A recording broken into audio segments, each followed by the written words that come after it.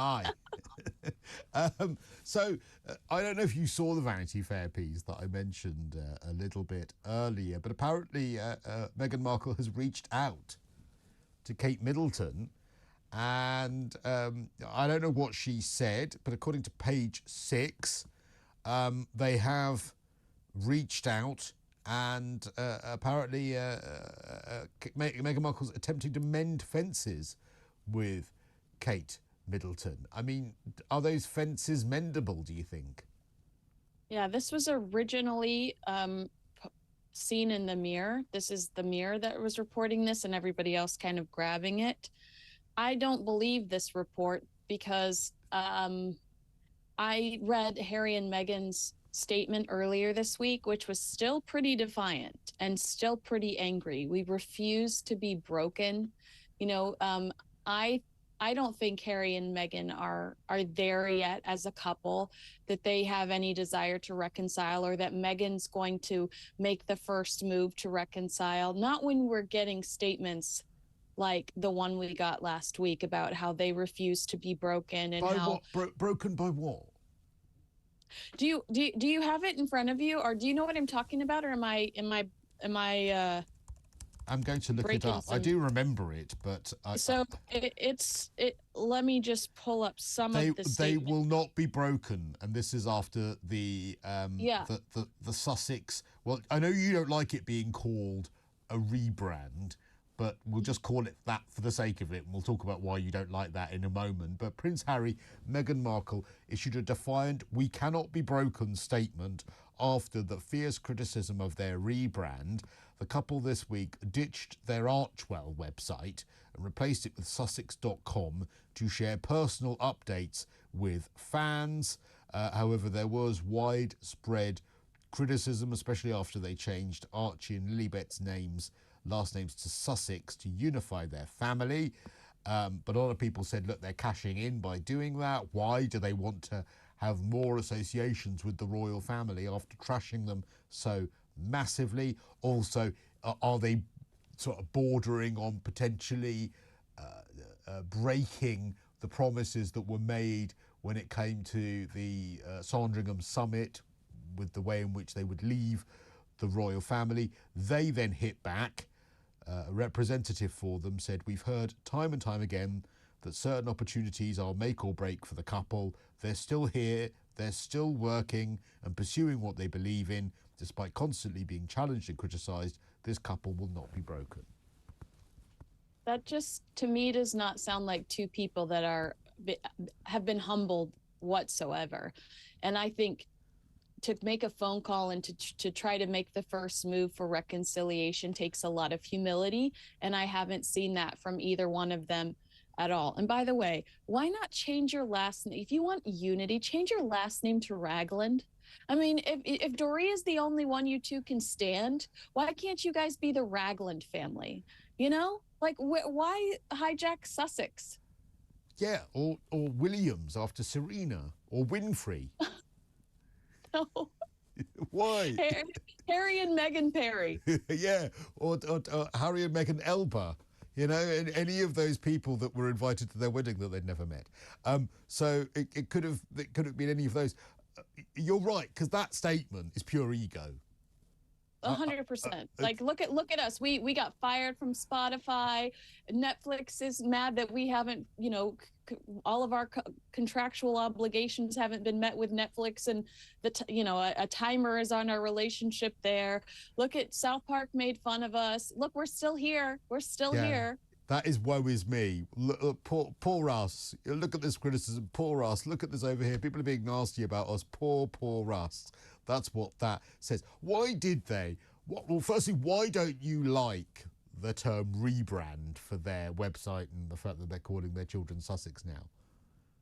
Because we've been saying they've been rebranding for 4 years. I just think that we're exhausting the term. I think that what they're trying to do is hide the negative, nip and tuck some of the scandal and some of the failures. And I think it's a California facelift or a Hollywood nip and tuck.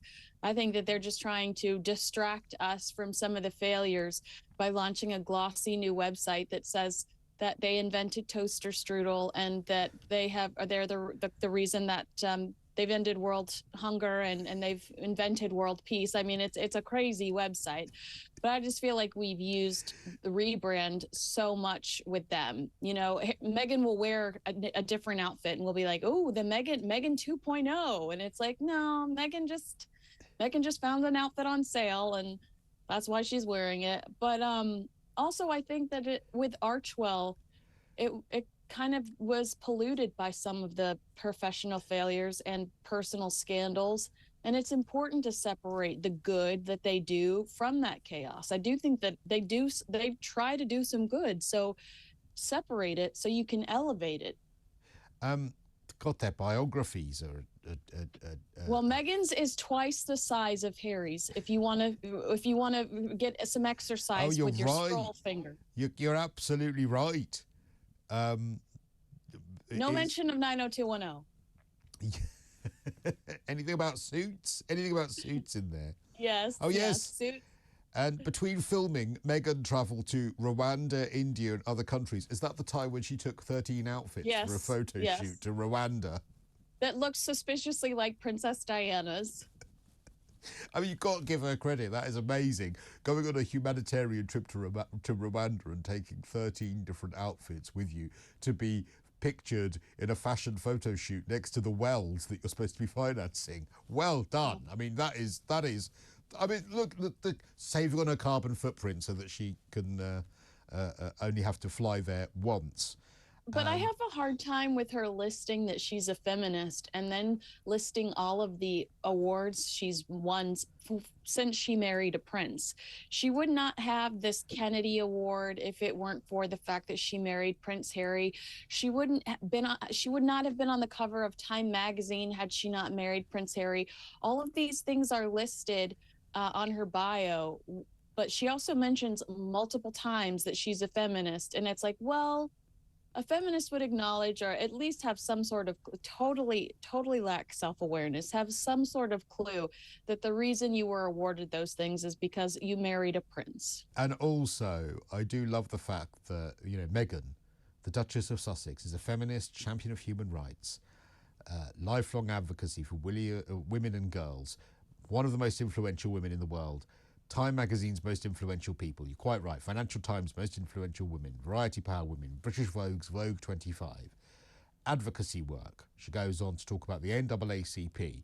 Born and raised in Southern California, where she majored in theatre and went to intern at the US Embassy in Buenos Aires, went to Madrid in Spain, went to Rwanda, went to India, became a UN women's advocate for women's political participation, World Vision, Global Ambassador, One Young World, all of these things, USO tour, 6 military bases in 7 days. And then she married Prince Harry. That comes after that, you know. Married Prince Harry, that's just a side note. You know, that was just, none of that has anything to do with any of the influence that she's ever had. Then she married Prince Harry. Exactly. And when the TIG gets a mention as well, hurrah. Well, Michael Bublé did an event with them on Friday and changed the words to Frank Sinatra's My Way. Very sweet and kind towards Prince Harry. Also gave King Charles a shout out about his cancer in the song, which Michael has been so horrifically affected by cancer. His little baby boy had cancer, and he actually took a significant break to be with his child as he went through cancer treatment. But Michael worked with Meghan on the TIG. He let her interview him for the TIG years ago. So I was not surprised to see that collaboration. And he's just a very sweet man. So I understand why he would agree to be seen with them. It's straight. I'm so sorry. I got distracted a little bit there because I found myself looking at Archewell Productions on the new Sussex. It's naked. It's naked. And where there was describing Meghan, probably 13 or 14 paragraphs. Archewell Production, just 2 small paragraphs. And nothing. Like, they don't even list off all of their projects. Well, that's because there are none. There's three. They could have posted the heart. They could have posted Heart of Invictus. They could have posted Harry and Meghan for Netflix, and they had Live to Lead on Netflix as well. Oh, and let's not forget the Archetypes podcast. I don't think that goes under Archwell Audio, which I don't think exists anymore. Right. I thought the podcast is coming back, isn't it? It might not be produced by Archwell Audio, though. It might be produced by Limonada Media. Well, there we go. That's their new website. I think it's absolutely lovely, and they have changed the world. Now, someone who actually looks like he's trying to change the world, Prince William, and he has stumped up £3 million on a social housing development in Cornwall, which will be ready next year. And Wow. they're going to be social housing. So 24 homes. I mean, it's not loads of houses, let's be honest. But he did say he wanted to do something to sort out homelessness. But it's not just 24 homes. That some are 4 bedrooms, some are nice little bachelor situations. So it's just, you can live there alone. Some are going to house actual families, which is incredible. And the fact that it's going to be, we believe it's going to be executed within a year's time. It took Harry and Meghan 2 years to produce Harry and Meghan on Netflix, and they're going to erect an entire living space for homeless and within a year. I think that's pretty incredible. But 24 homes might not seem like a lot, but if they get all of the bodies within those rooms, that could potentially house quite a bit of people. And what he's actually doing, fair play to him. It has to be said, there's £24 million profits from the Duchy of Cornwall, which is financing this. So he's using that to supply the land for the project.